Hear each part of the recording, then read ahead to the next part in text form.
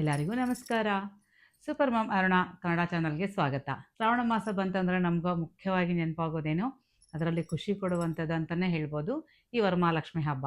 ಈ ವರಮಹಾಲಕ್ಷ್ಮಿ ಹಬ್ಬ ಮಾಡಬೇಕಾಯ್ತಂದ್ರೆ ನಾವು ಒಂದು ತಿಂಗಳಿಂದನೂ ಪ್ರಿಪ್ರೇಷನ್ ನಡೆಸ್ತಾ ಇರ್ತೀವಿ. ಅಂದರೆ ಮನೆ ಕ್ಲೀನಿಂಗ್ ಮಾಡೋದಾಗಿರ್ಬೋದು, ಮನೆಯೆಲ್ಲ ಸ್ವಚ್ಛ ಮಾಡ್ಕೊಳ್ಳೋದು, ಬಟ್ಟೆ ಒಗೆಯೋದು, ಹಾಸಿಗೆಗಳು ಒಗೆಯೋದು, ತೋರಣಗಳು ಒಗೆಯೋದು, ಒಟ್ಟು ಡೀಪ್ ಕ್ಲೀನ್ ಮಾಡಿಬಿಡ್ತೀವಿ. ಹಾಗೆ ಪೂಜೆಗೆ ಏನೇನು ಸಾಮಾನು ಬೇಕು ಅದು ತೊಗೊತೀವಿ, ಸೀರೆಗಳು ಬೇಕಂದ್ರೆ ಅದು ತೊಗೋತೀವಿ, ಎಲ್ಲನೂ ರೆಡಿ ಮಾಡ್ಕೋತೀವಿ. ಒಂದು ತಿಂಗಳಿಂದ ನಾವು ರೆಡಿ ಮಾಡ್ಕೊಂಡ್ರು ಕೂಡ ಅವತ್ತಿನ ದಿನ ಗಡಿಬಿಡಿ ಆಗೇ ಆಗುತ್ತಲ್ಲ.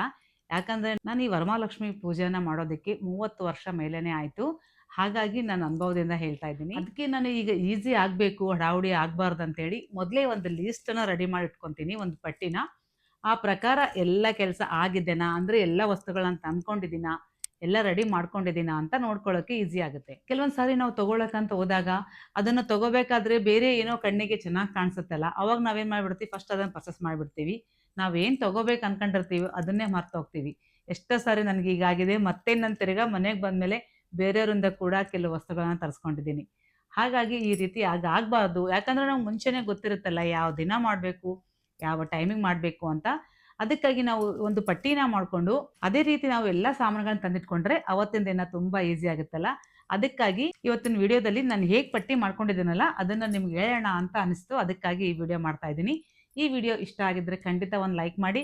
ಹಾಗೆ ಯಾರ್ಯಾರು ನಿಮ್ಮ ರಿಲೇಟಿವ್ಸ್ ಆಗಲಿ, ನಿಮ್ಮ ಫ್ರೆಂಡ್ಸ್ ಆಗಲಿ, ಅವರು ಈ ವರಮಹಾಲಕ್ಷ್ಮಿ ಪೂಜೆ ಮಾಡೋದಿರ್ತಾರಲ್ಲ ಅವ್ರಿಗೆ ಶೇರ್ ಕೂಡ ಮಾಡಿ.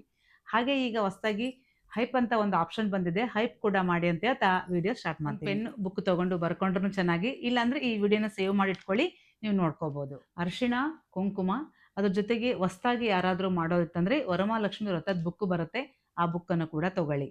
ಹಾಗೆ ವಿಭೂತಿ, ಗಂಧನ ತೊಗೊಳ್ಳಿ. ಕರ್ಪೂರ, ಪಚ್ಚ ಕರ್ಪೂರ ತೊಗೊಳ್ಳಿ. ಕರ್ಪೂರ ಆರತಿ ಮಾಡೋದಕ್ಕೆ, ಪಚ್ಚ ಕರ್ಪೂರ ಕಳಸದಲ್ಲಿ ಹಾಕೋದಕ್ಕೆ.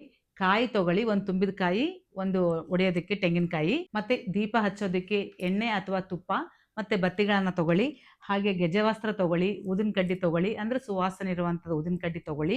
ಹಾಗೆ ಕಟ್ಪೆಟ್ಟಿಗೆ ತೊಗೊಳ್ಳಿ, ಜವಾದಿ ಪೌಡ್ರ್ ಅಂತ ಬರುತ್ತೆ ಅದು ತೊಗೊಳ್ಳಿ. ದಾಲ್ ರೀಲ್ ತೊಗೊಳ್ಳಿ, ಯಾಕಂದರೆ ನಾವು ಕಂಕಣ ಕಟ್ಟೋದಕ್ಕೆ, ಮಾಂಗಲ್ಯ ಮಾಡೋದಕ್ಕೆ, ತೋರಣ ಕಟ್ಟೋದಕ್ಕೆ ಎಲ್ಲದಕ್ಕೂ ದಾಲ್ ರೀಲ್ ಬೇಕು. ಒಂದು ದಪ್ಪಂದು ಒಂದು ಸಣ್ಣಂದು ದಾಲ್ ರೀಲ್ ತೊಗೊಳ್ಳಿ.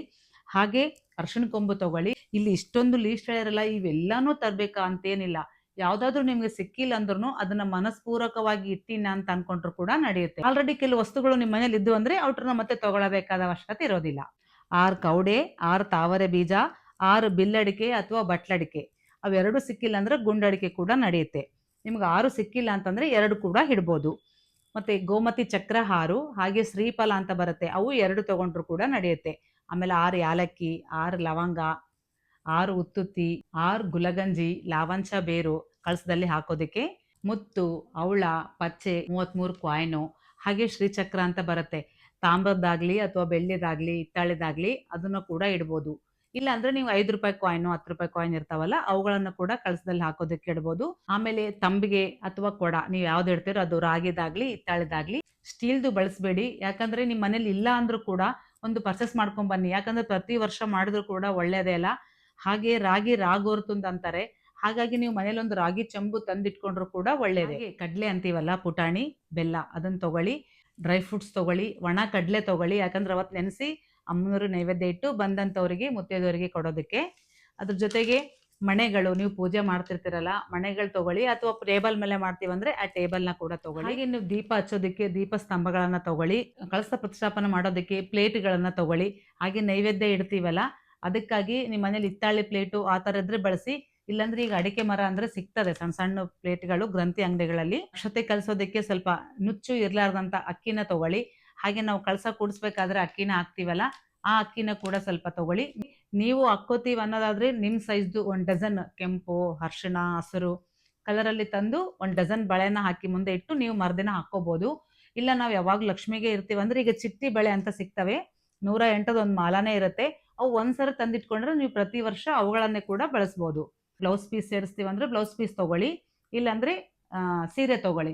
ನೀವು ಸೀರೆ ತಗೊಂತೀವಿ ಅನ್ನೋದಾದ್ರೆ ಅಂಚು ಸೆರಗಿರುವಂತಹ ಸೀರೆ ತಗೊಳ್ಳಿ. ಹಾಗೆ ಅದ್ರ ಜೊತೆಗೆ ನೀವು ಅವತ್ತಿನ ದಿನ ಯಾವ ಸೀರೆನ ಉಟ್ಕೋಬೇಕಂತ ಕೂಡ ಮೊದಲೇ ಎತ್ತಿಟ್ಕೊಳ್ಳಿ. ಯಾಕಂದ್ರೆ ಅವತ್ತು ನಾವು ಯಾವ್ದೋ ಸೀರೆ ತೆಗಿತೀವಿ, ಅದಕ್ಕೆ ಬ್ಲೌಸ್ ಸರಿಯಾಗಿ ಸಿಕ್ಕಿರಲ್ಲ, ಮತ್ತೆ ಇನ್ನೊಂದು ಸೀರೆ ನಾವು ಸೀರೆ ಬೀರುವ ತೆಗೆದ್ಮೇಲೆ ಸೀರೆ ತಗೊಳ್ಳೋದಕ್ಕನೆ ಒಂದು 5 ನಿಮಿಷ ಬೇಕಾಗುತ್ತೆ. ಹಾಗಾಗಿ ನಾವು ಇವತ್ತಿನ ದಿನ ಬೆಳಗ್ಗೆ ಪೂಜೆಗೆ ಇದಿಟ್ಕೋಬೇಕು. ಈವ್ನಿಂಗ್ ಮತ್ತೆ ತನಕ ಕರೆದಿರ್ತೀವಲ್ಲ, ಅವಾಗ ಸಂಜೆ ಆರತಿ ಮಾಡೋದಕ್ಕೆ ಅವಾಗ ಯಾವ ಸೀರೆ ಉಟ್ಕೋಬೇಕು, ಆ ಸೀರೆ ಬ್ಲೌಸು ಅವಾಗ ನಾವೇನು ಹಾಕ್ಕೋಬೇಕು ಅನ್ಕೊಂಡಿರ್ತೀವಲ್ಲ ಅವುಗಳನ್ನ ಕೂಡ ಮೊದಲೇ ನೀವು ಡಿಸೈಡ್ ಮಾಡಿ ತೆಗೆದಿಟ್ಕೊಂಬಿಡಿ. ಅದ್ರ ಜೊತೆಗೆ ಮನೆಯಲ್ಲಿ ಮಕ್ಕಳು, ಮನೇಲಿ ಯಾರಾದ್ರೂ ಇರ್ತಾರಲ್ಲ ಅವ್ರಿಗೂ ಕೂಡ ಅಷ್ಟೇ ಅವತ್ತಿನ ದಿನ ಯಾವ ಬಟ್ಟೆಗಳನ್ನ ಹಾಕ್ಬೇಕಂತ ನೀವು ಮೊದಲೇ ಒಂದ್ ಕಡೆ ಕವರ್ಡಲ್ಲಿ ಸೈಡಲ್ಲಿ ಅವತ್ತಿನ ದಿನ ಹಾಕೊಳ್ಳುವಂತ ಬಟ್ಟೆಗಳನ್ನ ಎತ್ತಿಟ್ಬಿಡಿ. ಯಾಕಂದ್ರೆ ನಾನ್ ಪೂಜೆ ಮಾಡ್ತಾ ಇರ್ತೀನಿ, ನನ್ನ ಮಕ್ಕಳಿಗೆ ನಾನು ಯಾವ್ದೋ ಡ್ರೆಸ್ ಹಾಕಿ ಅಂತ ಹೇಳ್ತೀನಿ, ಅವ್ರಿಗೆ ಅದು ಇಷ್ಟ ಆಗಲ್ಲ, ಇನ್ನೊಂದ್ ಬೇಕಂತಾರೆ. ಅದು ಒಂದ್ ಲೂಸನ ಇರುತ್ತೆ, ಫಿಟ್ಟನ ಇರುತ್ತೆ, ಮತ್ತೆ ಅದು ಒಲ್ಲೆ ಅಂತಾರೆ. ಈಗ ಮಕ್ಕಳು ಆ ರೀತಿ ಒಲ್ಲೆ ಬೇಕು ಅಂತ ಅವರು ಡಿಸ್ಟರ್ಬ್ ಆಗಿದ್ದಾಗ ನಾನಿಲ್ಲ ಭಕ್ತಿಯಿಂದ ಪೂಜೆ ಮಾಡಕ್ ಆಗಲ್ಲಲ್ಲ. ಹಾಗಾಗಿ ಮತ್ತೆ ನಾನೇ ಹೋಗಿ ಅವರಿಗೆ ಡ್ರೆಸ್ ಎಲ್ಲ ಸೆಟ್ ಮಾಡಿ ಕೊಡ್ಬೇಕು. ಹಾಗಾಗಿ ನೀವು ಮನೆಯಲ್ಲಿ ಯಾರಿರ್ತೀರ ಎಲ್ಲರಿಗೂ ಕೂಡ ಅವತ್ತಿನ ದಿನ ಈ ಬಟ್ಟೆಗಳು ಹಾಕಿಲ್ಲ ಅಂತ ಅವ್ರಿಗೆ ಎತ್ತಿಟ್ಬಿಟ್ರೆ ಅವ್ರ ಪಾಡಿಗೆ ಅವರೇ ಹಾಕೊಂಡ್ಬಿಡ್ತಾರೆ. ಆ ಕೆಲಸ ಕೂಡ ನಿಮ್ಗೆ ತಪ್ಪುತ್ತೆ. ಮನೆ ಡೆಕೋರೇಟ್ ಮಾಡೋದಕ್ಕೆ ತೋರಣಗಳಾಗಿರ್ಬೋದು ಅಥವಾ ಲಕ್ಷ್ಮಿನ ಕೂಡಿಸ್ತಿರಲ್ಲ ಅಲಂಕಾರಕ್ಕಾಗಿ ಏನೇನ್ ಬೇಕು ಎಲ್ಲಾ ಸಾಮಾನುಗಳನ್ನು ಕೂಡ ಮೊದಲೇ ತಂದಿಟ್ಕೊಂಡ್ಬಿಡಿ. ಮನೆಗೆ ಕರೆದಿರ್ತೀವಲ್ಲ ಮುತ್ತೈದೆ ತನಕ ಅವ್ರಿಗೆ ಬಂದಿರೋದಕ್ಕೆ ರಿಟರ್ನ್ ಗಿಫ್ಟ್ಸ್ ಕೊಡ್ತಾರೆ ಕೆಲವರು. ನೀವ್ ಏನೇ ಕೊಡಿ ಜೊತೆಗೆ ಒಂದು ಬ್ಲೌಸ್ ಪೀಸ್ ಅಂತೂ ಕೊಡ್ಲೇಬೇಕು. ಅಂದ್ರೆ ನಾವು ವಸ್ತ್ರನ ಕೊಟ್ಟಂಗ ಆಗತ್ತೆ. ಹಾಗಾಗಿ ಬ್ಲೌಸ್ ಪೀಸ್ ಜೊತೆಗೆ ಎಲೆ, ಅಡಿಕೆ, ತಾಂಬೂಲ ಕೊಡ್ಬೇಕಲ್ಲ. ಅದ್ರ ಜೊತೆಗೆ ನಾವು ಪ್ರತಿ ಸಾರಿ ಕೊಟ್ರೆ ದಕ್ಷಿಣ ಸಹಿತ ದಾನ ಕೊಡ್ಬೇಕು ಅಂತ ಹೇಳ್ತಾ ಇರ್ತೇನೆ. ಬಟ್ ನಾವು ಮುತ್ತೈದೆತನಕ್ಕೆ ಏನ್ ಕರೆದಿರ್ತೀವಲ್ಲ ಅವರಿಗೆ ದಕ್ಷಿಣೆ ಕೊಡೋ ಅವಶ್ಯಕತೆ ಇರೋದಿಲ್ಲ. ನಾನು ಮುತ್ತೈದೆತನಕ್ಕೆ ಹೋದಾಗ ಬಹಳ ಜನ ನೋಡಿದೀನಿ ಎಲೆ, ಅಡಿಕೆ, ಬಳೆ, ತಾಂಬೂಲದ ಜೊತೆಗೆ ₹1 ಕಾಯಿನ್ ಕೂಡ ಇಟ್ಟಿರ್ತಾರೆ. ನಾನು ಕೆಲವ್ರನ್ನ ಕೇಳಿ ತಿಳ್ಕೊಂಡಿರೋ ಪ್ರಕಾರ ಅವತ್ತಿನ ದಿನ ಲಕ್ಷ್ಮಿ ಮನೆಗೆ ಬರ್ಬೇಕು ಅಂತ ನಾವೇನ್ ಪೂಜೆ ಮಾಡ್ತಾ ಇರ್ತೀವಲ್ಲ, ಹಾಗಾಗಿ ಕಾಯಿನ್ ಅಂದ್ರೆ ಲಕ್ಷ್ಮಿ ಅಲ್ಲ, ಅದನ್ನ ನಾವು ಕೊಟ್ಟಂಗ ಆಗತ್ತೆ ಅಂತೇಳಿ ಕೊಡಬಾರ್ದು ಅಂತ ಹೇಳಿದ್ರು. ಹಾಗಾಗಿ ನಾನು ಬೇರೆ ದಿನಗಳಲ್ಲಿ ದಕ್ಷಿಣ ಇಟ್ಟೇ ಕೊಡ್ತೀನಿ. ಬಟ್ ಅವತ್ತು ಮಾತ್ರ ನಾವು ದಕ್ಷಿಣ ಇಡೋದಿಲ್ಲ. ನಿಮ್ಗೆ ಏನಾದ್ರು ರಿಟರ್ನ್ ಗಿಫ್ಟ್ಸ್ ಕೊಡ್ಬೇಕಂದ್ರೂ ಕೂಡ ತಂದ ಜೊತೆ ಕೊಡ್ಬೋದು. ಡ್ರೈ ಫ್ರೂಟ್ಸ್ ಅನ್ನ ತಗೊಳ್ಳಿ, ಲೋಬನ್ ಬತ್ತಿ ತಗೊಳ್ಳಿ, ಲಾಸ್ಟಿಗೆ ಧೂಪನ ಹಾಕ್ಬೇಕಾಗತ್ತಲ್ಲ. ಹಾಗಾಗಿ ರೋಸ್ ವಾಟರ್ ತಗೊಳ್ಳಿ, ಹಾಗೆ ಗೋಮೂತ್ರನ ತಗೊಳ್ಳಿ, ಗಂಗಾಜಲ ತಗೊಳ್ಳಿ. ಮನೇಲಿ ಇತ್ತು ಅಂದ್ರೆ ಸರಿ, ಇಲ್ಲಾಂದ್ರೆ ಗ್ರಂಥಿ ಅಂಗಡಿಗಳಲ್ಲಿ ಇವೆಲ್ಲಾನು ಸಿಗುತ್ತೆ. ಒಣ ಕೊಬ್ಬರಿ ಬಟ್ಲ ತಗೊಳ್ಳಿ, ನಾವು ಅಮ್ಮನವರಿಗೆ ಮಡ್ಲಕ್ಕಿನ ತುಂಬ್ತೀವಲ್ಲ ಅದಕ್ಕೆ. ಹಾಗೆ ರಂಗೋಲಿ ಪುಡಿ, ಯಾಕಂದ್ರೆ ನಾವು ಮುಖ್ಯವಾಗಿ ರಂಗೋಲಿನ ಹಾಕ್ಬೇಕಲ್ಲ. ಲಕ್ಷ್ಮಿ ಅಲಂಕಾರ ಪ್ರಿಯ ಅಲ್ಲ, ಹಾಗಾಗಿ ಒಂದು ಚಿಕ್ಕದಾದ್ರೂ ರಂಗೋಲಿ ಹಾಕ್ಲೇಬೇಕು. ಹಾಗೆ ಮನೆ ಮುಂದ, ಅಂಗಳದಲ್ಲಿ, ಹೊಸ್ಲಿ ಮುಂದ, ತುಳಸಿ ಮುಂದ ರಂಗೋಲಿ ಹಾಕ್ಬೇಕಲ್ಲ. ಅಂದ್ರೆ ಉಡಕ್ಕಿ ಸಾಮಾನ್ ಅಂತ ಸಿಕ್ಕುತ್ತೆ, ಅದನ್ನ ಕೊಡ್ತಾರೆ. ನೀವು ಅಂಗಡಿಯಲ್ಲಿ ಹೋಗಿ ಕೇಳಿದ್ರೆ ಅದರಲ್ಲಿ ಚಿಕ್ಕದ ಕನ್ನಡಿ, ಬಾಚಣಿಕಿ, ಬಳೆ, ಕಾಡಿಗೆ ಡಬ್ಬೆ ಎಲ್ಲಾನು ಇರುತ್ತೆ. ಅದೊಂದು ಪ್ಯಾಕೆಟ್ ತಂದು ಮನೇಲಿ ಇಟ್ಕೊಂಡ್ಬಿಡಿ. ಸಾಮಾನುಗಳನ್ನ ಮುಂಚೆನೆ ನೀವು ರೆಡಿ ಮಾಡಿ ಇಟ್ಕೋಬಹುದು. ಅಂದ್ರೆ ಇವೇನು ಕೆಡೋದಿಲ್ಲ. ಇನ್ನ ಒಂದಿನ 2 ದಿನ ಇರೋದಕ್ಕೆ ಮುಂಚೆ ಅಥವಾ 3 ದಿನ ಮುಂಚೆ ತಂದ್ಕೊಳ್ಳುವಂತ ಕೆಲವು ಸಾಮಾನುಗಳದಾವ.